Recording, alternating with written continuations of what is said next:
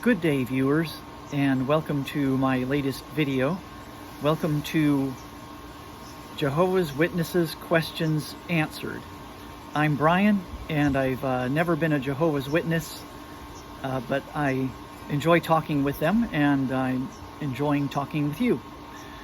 This question comes from one of our viewers who asks, if given the choice between eternity in heaven or eternity on earth, which would you choose?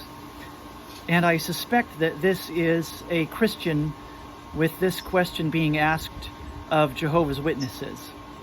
And so I'm going to try to give how I think Jehovah's Witnesses would answer based on my conversations with them, because what they are taught is that eternity in heaven is only for the 144,000 anointed believers.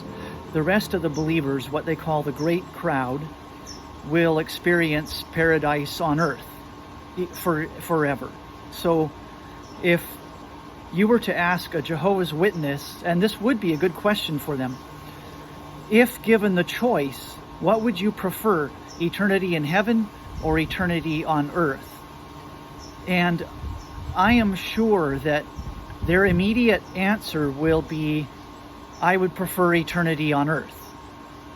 And that is because they are so trained and conditioned that eternity in heaven is only for a select group of people, that they have really resigned themselves and given up to the concept of the possibility of experiencing heaven.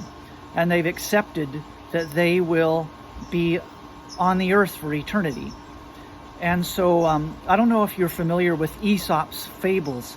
There's one of them called The Fox and the Sour Grapes that this is a great illustration of, because we read in the Bible and we hold in our hearts this promise of heaven that's so wonderful, and they've been denied that as a possibility.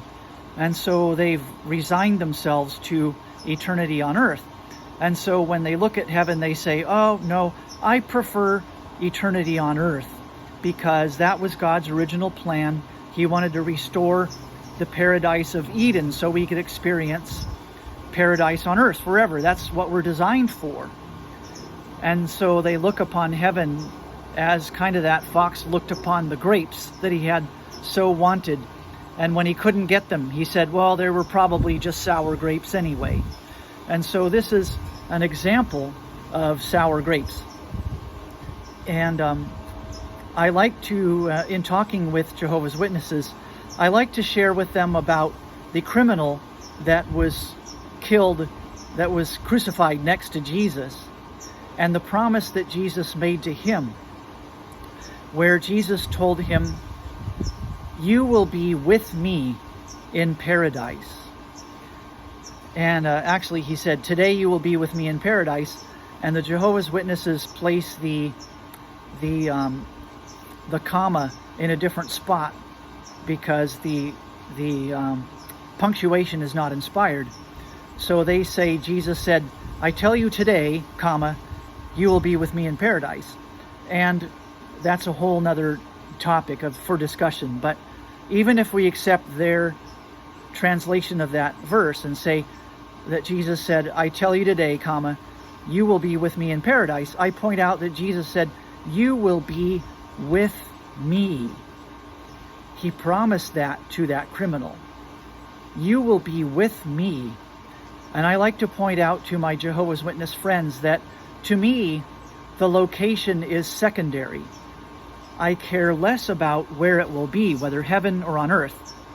But I cling to that promise that Jesus said, you will be with me. And if Jesus is in heaven, I want to be there with him. If Jesus is on earth, I want to be with Jesus on earth. I believe that we'll experience a new heaven and a new earth, and we'll be with Jesus in both. And in Revelation 20, you have the heavenly city Jerusalem coming down to earth. And I believe that's the touch point where we'll be able to go from one to another. just like Jesus did. So to me, what's more important is being with Jesus. And that's a good thing to share with your Jehovah's Witness friends and acquaintances. Place in them that seed, that spark of desire to be with Jesus, because I believe in their spirit that's what they want. They want to have him as their mediator. They want to be adopted as sons and daughters of Jehovah and be able to call him Abba, Father. Share with them that you have that deep relationship with Jesus, that you want to be with him forever. I think that will speak much more loudly to them than the whole discussion about heaven or earth and where we will be in eternity. But I think if you did ask them, where would you rather be? They would initially say, oh, I want to be on earth. But then use that as the springboard into that whole discussion of being with Jesus and planting that seed in their heart. I hope that helps you, and I hope any Jehovah's Witnesses that are tuning in to this channel will yield their lives and hearts to Jesus as he's found in Scripture, rather than as he is found in the Watchtower. Thank you for listening. Be sure to like and share if you will, but also like and subscribe. And also leave in your comments your questions that you have, either for Jehovah's Witnesses, your questions for Christians, and anything else you would like to discuss. Thank you, and God bless you. Have a good day.